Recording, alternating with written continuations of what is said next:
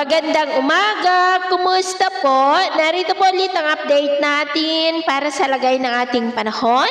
Ngayong umaga po ng November 30, 2025. Sa ngayon po ay wala tayong binabantayan na sama ng panahon sa loob at labas ng ating area of responsibility na maaari po na makaapekto dito sa ating bansa for the next 3 to 5 days. Maging ang hanging amihan ay unti-unti na po na humihina gaya ninyong napapansin ay nakakaapekto na lamang lalo na dyan sa may extreme northern Luzon at may shear line sa northeast ng Cagayan at easterlies ngayon ang dominanteng hangin na umiihip lalo na sa silangan po ng ating bansa.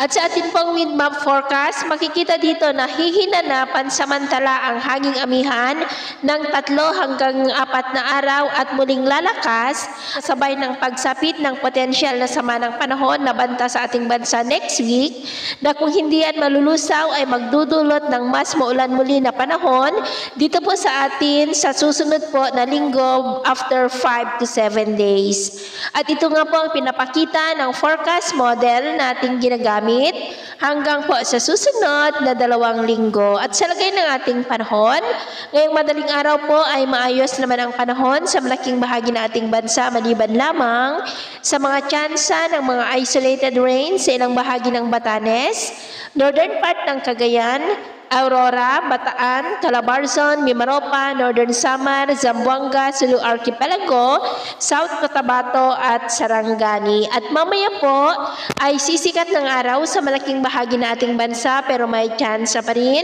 ng maulap na kalangitan with isolated rains sa ilang bahagi na lamang po ng northern part ng Cagayan, ilang bahagi ng Mariveles sa may Bataan, Batangas, Palawan, Zamboanga City, Basilan, Holosulu, at Tawi-Tawi.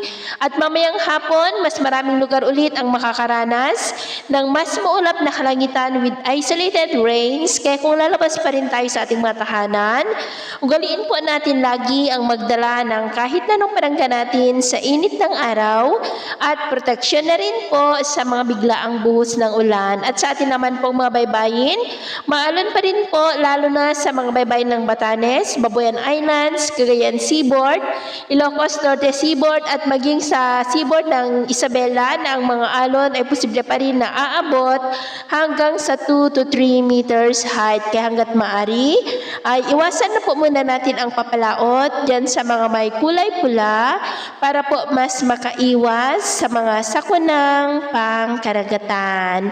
So yun po lang latest update natin sa araw na ito. At ako po muli si James na nagsasabing sa kahit anong pagsubok na darating sa ating buhay, huwag na huwag po tayong mawawalan ng pag-asa. Thank you and God bless!